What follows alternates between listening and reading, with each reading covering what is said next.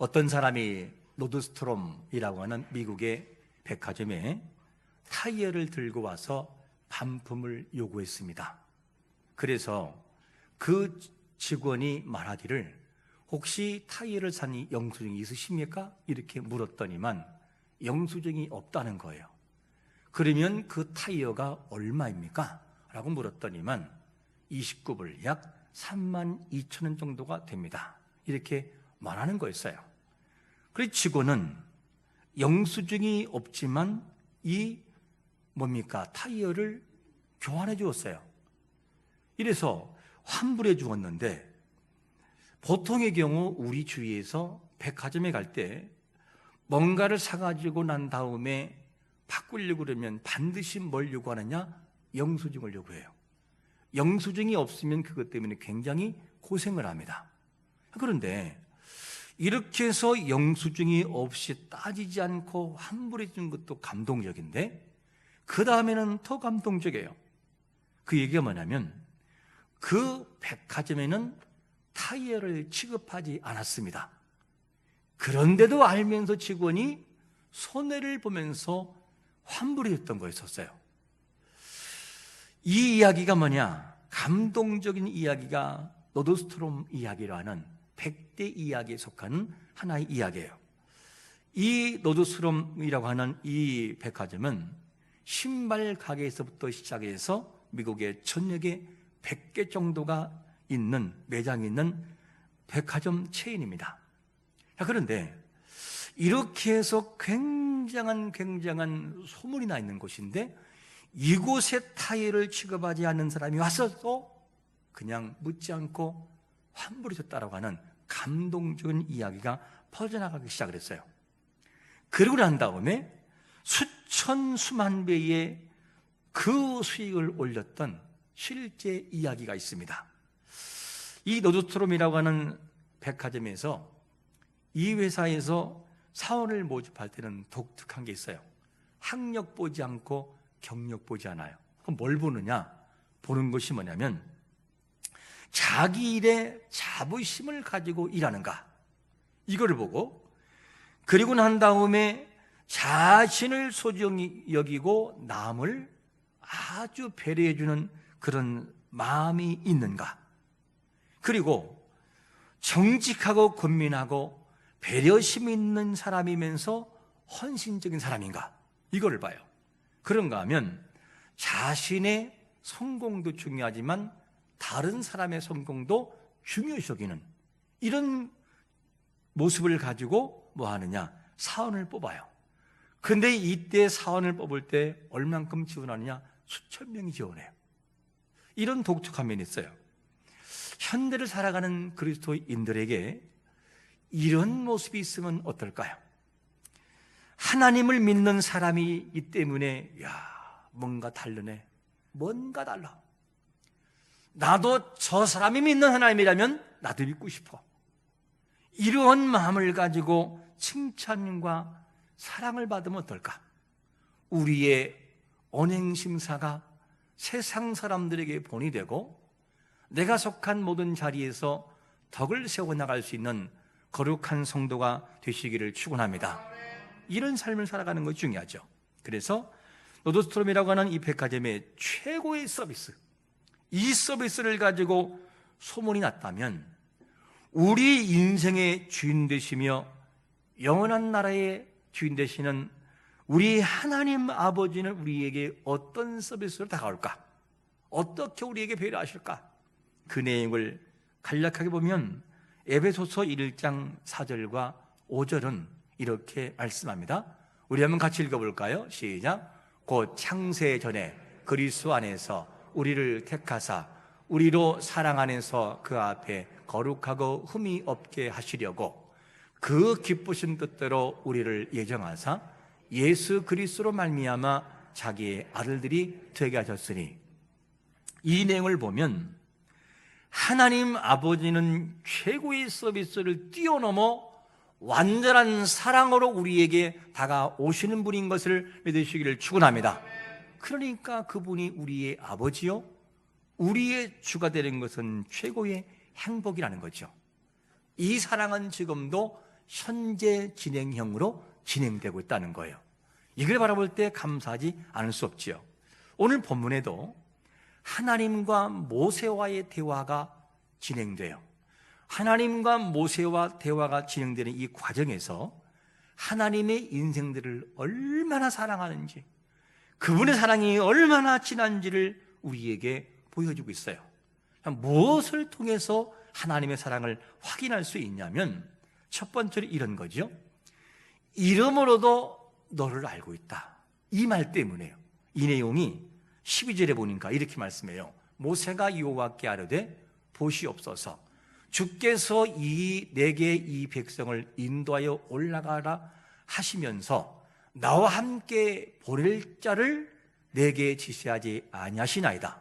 주께서 전에 말씀하시기를 나는 이름으로도 너를 알고 너도 내 앞에 은총을 입었다 하셨사온즉. 이 말씀을 하시는데, 그런데 왜 나는 너를 이름으로도 안다는 말이 왜 나왔어요? 배경이 있어야 돼요. 배경이 뭐냐면 모세가 하나님의 부름을 받고 율법을 받기 위해서 시내산에 올라갑니다. 시내산에 올라갔는데 시간이 꽤 걸렸어요. 그러니까 밑에 있던 백성들이 뭐라 하느냐? 모세가 안 내려온다. 그러니까 우리를 인도할 신을 만들어 달라. 그러면서 아론에게 막 푸시하는 거예요. 그러니까 아론은 못 이겨서 그러면 좋다.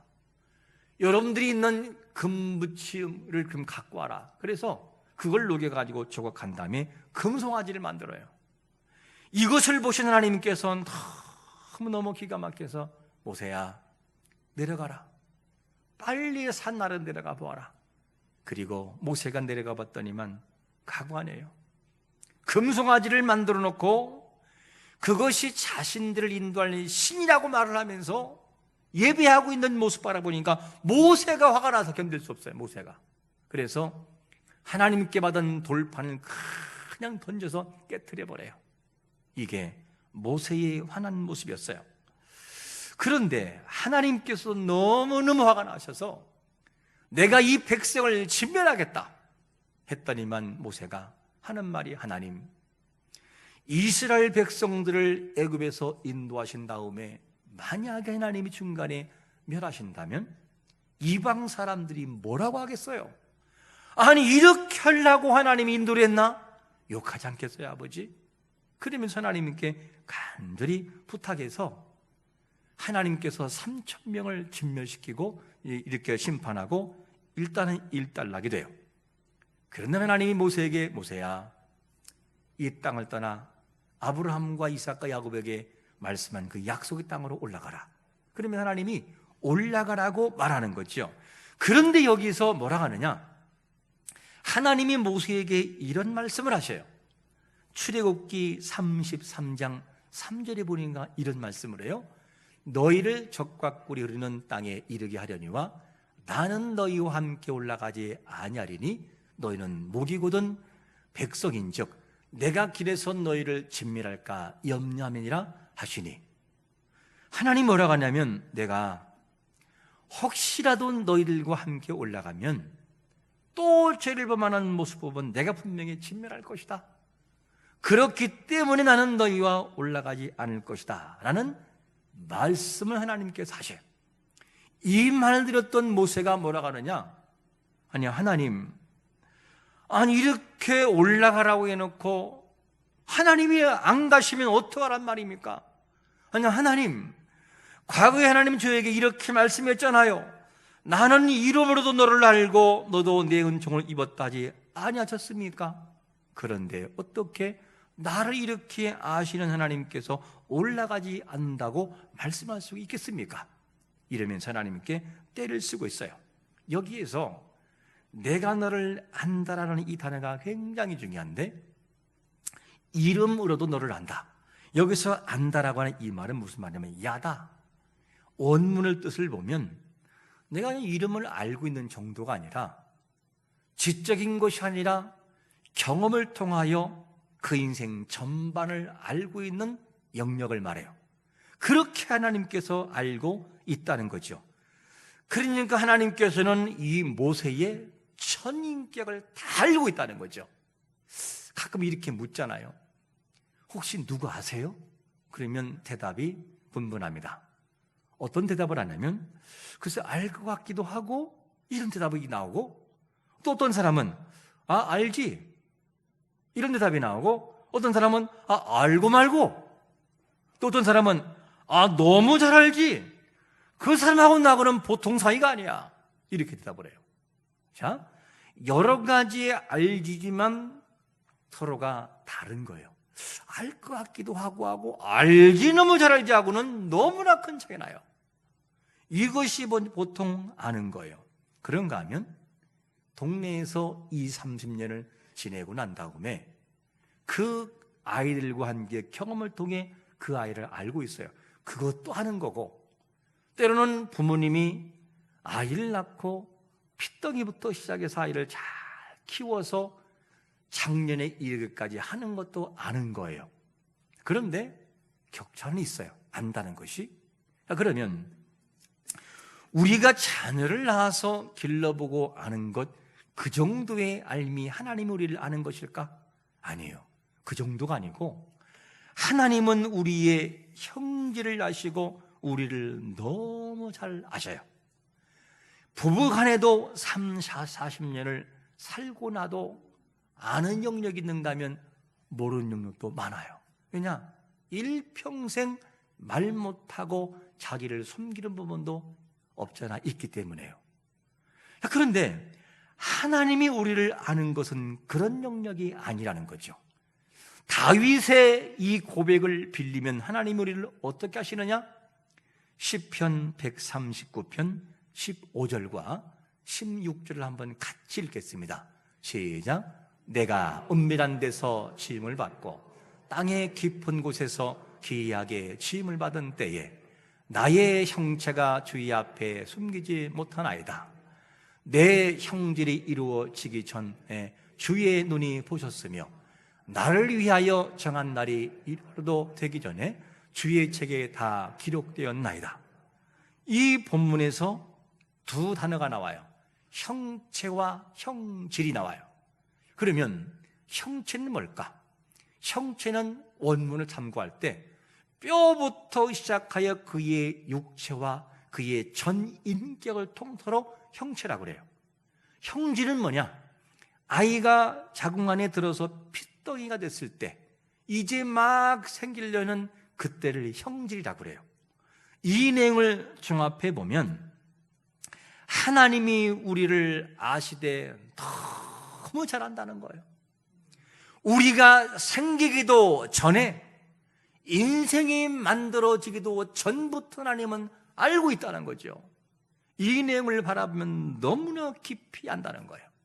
그래서 우리가 기도할 때 어떨 때 마음에 울컥하고 눈물이 올라오죠. 저에게는 가장 눈물이 나올 때가 이럴 때예요. 하나님께 간절히 기도할 때 마음 깊은 곳에서 사랑하는 아들아, 내가 너를 알고 있다. 내가 너를 알고 있다. 내가 네 마음을 알고 있다. 내가 너를 사랑한다. 이 말 들을 때 속에서 그 눈물이 솟구치기 시작하죠. 하나님이 우리를 향해서 사랑하는 딸아, 내가 너를 너무 잘 알고 있다. 내가 네 마음을 알고 있다라고 말씀하신다면 눈물이 나와서 견딜 수가 없을 것입니다. 우리의 생각과 마음과 연약함을 그분은 다 알고 있어요. 그래서 우리가 연약해서 하나님 앞에 실수하거나 뭔가를 하지 못할 때 하나님은 어떻게 도우시냐? 이렇게 도우신다는 거죠. 로마서 8장 26절에 보니까 이와 같이 성령도 우리 연약함을 도우시나니 우리는 마땅히 기도할 바를 알지 못하나 오직 성령이 말할 수 없는 무엇으로? 탄식으로 우리를 위하여 친히 간구한다는 거예요. 왜? 우리를 알기 때문에. 그것이 하나님의 사랑이라는 거죠. 그 사랑이 지금도 우리에게 흘러오고 있기 때문에 구원이 완성되는 것을 믿으시기를 축원합니다. 이게 얼마나 감동적인지 몰라요. 우리를 안다고 하는 것은 참 고마운 일이죠. 언젠가는 한번 노회에 참 어려운 문제가 있었어요. 그래서 노예의 어려운 문제가 있어서 임원들이 급파해서 문제를 해결하기 위해서 서울로 올라가서 총회장님을 만나는 과정이 있었는데 참 여러 상황이 만나기 힘든 상황에서 간신히 만났어요. 그리고 임원들이 가서 총회장에게 참 이런 억울한 일을 당합니다. 우리 노예가 참 너무 억울하니 좀 살펴주십시오라고 부탁했더니만 총회장이 저를 바라보더니만 이렇게 말해요. 어디서 많이 본 사람 같은데? 저한테. 그래서 제가 그랬죠. 예, 그렇겠지요. 모르지만 하여튼 그랬어요. 그렇겠지요. 그러면서 뒤늦게 알고 보니 그분이 거하고 있는 대구 모 지역에 저를 닮은 국회의원이 있어요. 제가 그 사람 닮은 게 아니고 그 사람은 저를 닮은 국회의원이 있어서 제가 찾아보니까 닮았더라고요. 키도 크고 저하고 비슷하더라고요. 그래서 그렇게 알아주는 것도 기분이 참 좋더라고요. 그런데 전능하신 하나님께서 우리를 아시되 나의 형체와 형질과 내 내면과 인격과 전반을 아시는 그 하나님이 내가 이름으로 너를 안다, 이 말엔 내 신앙 고백으로 받아들인다면 얼마나 감동적일까. 여러분, 하나님이 우리의 인생의 전반을 깊이 알고 계신 것을 믿으시기를 축원합니다. 이게 얼마나 감동이냐고요. 이거를 모세와의 대화 속에서 우리에게 알려주고 있는 것을 보게 됩니다. 우리를 인격적으로 알고 계신 하나님, 그 하나님 우리의 인생을 이끌어가고 있다는 거죠. 이 이름으로도 내가 너를 안다, 내가 너의 모든 것을 알고 있다. 이 나를 아시는 하나님을 찬양하며 살아가시기를 축원합니다. 이게 뭐냐? 하나님과 우리와의 관계라는 것이죠. 그러면 이렇게 우리를 아시는 하나님이 있다면 이 하나님 앞에 모세가 간절히 하나님 앞에 부탁하는 게 있어요. 뭘 부탁하느냐?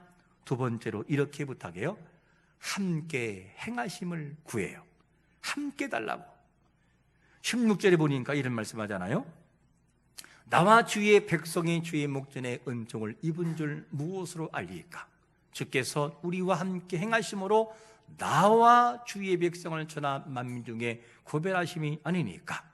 이 내용을 보면 이스라엘 백성들이 죄를 범했어요. 그런데 이 하나님이 얼마나 진노하셨는지 마음에 안 풀렸어요. 그래서 안 풀려서 내가 너희와 함께 올라가지 않겠다. 모세야, 백성을 데리고 네가 올라가라, 이렇게 말을 해요. 이렇게 올라가라고 했더니만 모세가 하는 말이 뭐냐면, 하나님, 어떻게 우리와 함께 올라가지 않습니까? 그러면서 하나님 자신과 하나님 우리와 함께 주셔야지 그냥 우리만 올라가면 어떡합니까? 절대 그럴 수 없습니다. 어떻게 그럴 수 있습니까? 그러면 하나님께 따지고 들은 걸 봐요. 하나님께서 함께 하시는 것이 왜 중요하냐면 이게 이렇게 중요해요. 시편 23편 4절에서 다윗이 뭐라고 고백하죠? 이런 고백을 해요. 내가 사망의 음침한 골짜기로 다닐지라도 해를 두려워하지 않을 것은 주께서 나와 뭐하기 때문이라고요? 함께 하시기 때문이라는 거예요. 함께 하니까 모든 고통과 모든 두려움이 사라진다, 이걸 말해요. 그러면 주께서 나와 함께 하신다라고 하는 이 함께라는 단어가 어떤 단어냐면 이런 단어죠. 임마디라는 단어인데 원문에서는 나의 곁에, 내가 사망의 음침한 골짜기에 다니지만 하나님이 나의 곁에 계심으로, 그리고 내 가까이에 계심으로 나와 더불어 거닐고 있기 때문에 저는 두렵지 않습니다. 이 단어예요. 그러니까 다윗이 두렵지 않은 이유가 뭐냐면 하나님이 나와 다 동행하시고 나와 함께 걸어가시며 그 길을 가기 때문에 내가 두렵지 않습니다. 이 얘기를 지금 하고 있는 거예요. 그러면 다윗은 의심할 때가 없었나요? 다윗도 의심이 생길 때가 있었어요. 그때가 언제냐? 시편 22편 1절과 2절에 보니까 이럴 때가 있었어요. 내 하나님이여, 내 하나님이여, 어찌 나를 버리셨나이까? 어찌 나를 멀리하여 돕지 아니하시며 내 신음소리를 듣지 아니하시나이까? 내 하나님이여 내가 낮에도 부르짖고 밤에도 잠잠하지 아니하오나 응답하지 아니하시나이다. 이럴 때가 있었어요. 그런데 다윗이 경험한 다음에 뭘 고백하냐면 여호와는 나의 목자이십니다. 내 곁에 하나님이 항상 함께 하시고 권능이 있기 때문에 나는 두렵지 않습니다. 하나님, 저는 두렵지 않습니다. 그러면서 함께함의 원리를 말해주고 있어요. 함께한다라고 하는 이 고백이 대단한 거죠. 다윗의 아들 솔로몬이 왕이 된 다음에 하나님이 함께 하시니까 어떻게 되느냐? 역대하 1장 1절은 이런 말씀을 해요. 다윗의 아들 솔로몬의 왕위가 견고하여 가며 그 하나님 여호와께서 저와 함께 하사 어떻게 돼요? 심히 창대케 하시니라. 하나님이 함께 하시니까 솔로몬의 왕위가 어떻게 하느냐? 심히 창대케 돼요. 이게 뭐냐? 함께함의 원리예요. 한 가지 더 예를 들면 이런 거죠. 바울도 하나님이 함께 하심이 얼마나 큰지를 고백하는데 어느 날 바울이 로마로 압송됩니다. 압송되는데 배를 타고 항해를 해요. 로마까지 가야 하는데 느낌상 바울이 사람들에게 말하기를 지금 이번에 항해는 하지 않는 것이 좋겠습니다. 좀 기다렸다 가면 좋겠습니다. 이렇게 말을 했어요. 그랬더니 뭐라고 하느냐? 아니다. 사람들이 선주의 말을 듣고 가자고 계속 조르는 거예요. 그래서 결국 갔네요. 한참 가는데 갑자기 유라굴라 궁풍, 이 광풍, 우리말로 말하면 미친 바람이라고 하는 뜻이 있는 바람이 막 불기 시작을 해서 하늘이 어두워지고 이러면서 큰 문제가 생긴 거예요. 얼마나 위협적인지 다 포기할 정도. 이제는 더 이상 살 희망이 없다. 다 포기하고 음식을 전폐한 가운데 있었어요. 그때 하나님이 바울에게 나타나서 사자를 보내서 위로하셔요. 그 말을 듣고 난 다음에 다 희망이 없는 자들에게 이런 말을 던져요. 어떤 말이냐? 사도행전 27장 24절과 25절에 보니까 바울아 두려워하지 말라. 내가 가이사 앞에 서야겠고 또 하나님께서 나와 함께 항해하는 자를 다 내게 주셨다 하였으니 그러므로 여러분이여 안심하라. 나는 내게 말씀하신 그대로 되리라고 하나님을 믿노라. 무슨 말이냐? 지금 바울도 희망이 없는데 하나님께서 바울아 내가 너와 함께하고 있고 그들과 함께하고 있다. 이 말을 듣고 지친 바울이 염려하지 마십시오. 하나님이 살게 하실 것입니다. 함께한다는 것을 알고 난 다음에 이를 말을 해요. 하나님이 함께하는 것에 따라서 인생의 성패가 갈라지는 것을 믿으시기를 축원합니다. 하나님이 하시면 안 될 것도 되고 될 것도 때로는 하나님이 버리시면 될 것도 안 되는 거예요. 이 내용을 바라보면 하나님이 함께 하심이 얼마나 중요한지 알 수 있어요. 그래서 모세는 어떻게 했냐? 하나님 우리와 함께 하지 않는 가나안 땅은 의미가 없습니다. 올라가지 못합니다. 하나님 함께 해달라고 이런 고백을 해요. 우리의 삶이 아무리 풍족해도 아무리 많은 걸 누려도 나와 함께 하시는 하나님이 내 곁에 없으면 인생은 허망으로 끝나는 것이죠. 하지만 어떠한 역경에 딸지라도 하나님이 내 곁에 함께 하신 것을 믿고 나가는 자들에게는 내일의 희망이 있는 것을 믿으시기를 축원합니다. 함께 하심의 역사가 인생의 모든 것을 갈라놓아요. 이게 참 중요한 거죠. 그러므로 결국에는 모세가 때를 쓰고 때를 써서 하나님에게 이러한 대답을 얻어내요. 이 감동적인 대답을 한번 볼까요? 출애굽기 33장 17절 같이 한번 읽어봅니다. 시작. 여호와께서 모세에게 이르시되 내가 말하는 이 일도 내가 하리니 너는 내 목전에 은총을 입었고 내가 이름으로도 너를 알매니라. 할렐루야. 결국에 하나님이 알았다. 알았다. 함께 하마. 그리고 함께 올라가시는 하나님의 은혜, 이거를 모세가 경험하고 있어요.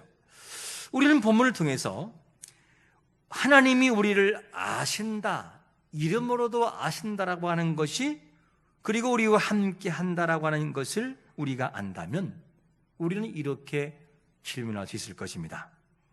그렇다면 나를 이름으로도 알고 나와 함께 하시는 하나님이 지금도 내 곁에서 같이 가고 있고 더불어가고 있다면 내가 살아가는 삶의 현장 속에서 그 하나님을 얼마나 경험하고 있으십니까? 질문해요.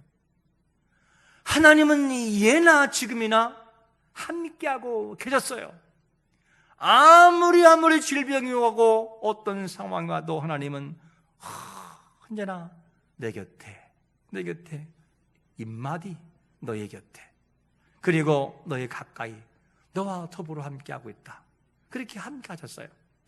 근데 왜 우리는 상황 따라 하나님을 경험하지 못하는 것일까?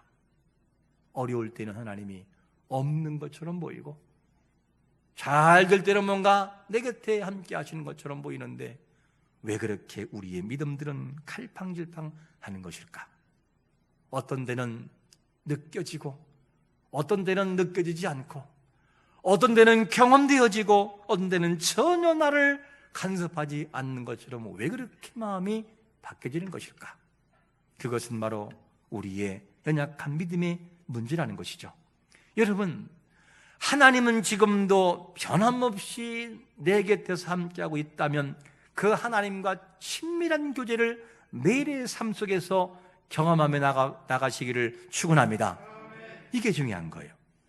확정 판결받은 사형수가 오늘 가장 원하는 것이 뭐냐면 목을 졸른 이 밧줄을 끊기 위해서 칼이 필요한 것도 아니고 마지막 죽음 앞에서 사랑한 사람과 통하는 것도 아니고 말을 들어보면 뭐라고 하느냐? 사형수가 오늘 가장 원하는 것은 내일이다. 내일이 있다는 것을 가장 원한다는 거예요. 내일이 있다는 것을 확신하면 오늘 내가 안 죽는 것을 알기 때문에 내일을 기다린다는 거죠. 여러분, 매일 어김없이 찾아오는 내일, 그 내일도 우리에게서 끝날 때가 온다는 거예요. 다 끝나버리고 멈춰지고 그날이 반드시 온다는 거예요. 그래서 내일은 우리의 것이 아니라 오늘 우리에게 주어진 시간만 우리의 것이라는 거죠. 내일은 하나님의 영역이고 하나님의 것이에요. 그렇기 때문에 마태복음 6장 34절에서 이렇게 말씀하잖아요. 그러므로 내일 일을 위하여 염려하지 말라. 내일 일은 내일이 염려할 것이요 한날 괴로움은 그날에 족하니라. 그뿐인가요? 야고보서 말씀 보게 되면 또 이렇게 말씀하잖아요. 내일 일을 너희가 알지 못하는도다. 너희 생명이 무엇이냐? 너희는 잠깐 보이다가 없어지는 안개니라. 우리 거는 내일이 우리 것이 아니라는 거예요. 그러므로 우리는 오늘 잊지 말 것은 뭐냐면 오늘 나의 이름을 아시는 하나님을 내가 여기에서 경험하고 있냐는 거예요. 오늘 여기에서 내가 경험하고 있는지, 내가 너를 사랑한다는 그 말씀을 듣고 있는지, 말씀을 들으면서 뭉클하고 내 가슴 속에 그랬구나, 내 이름은 나를 아시는 하나님, 그가 나와 함께하고 있구나, 이것을 고백하고 있냐는 것이죠. 이 고백이 없다면 왜 그런지를 우리는 분명히 찾아내야만 됩니다.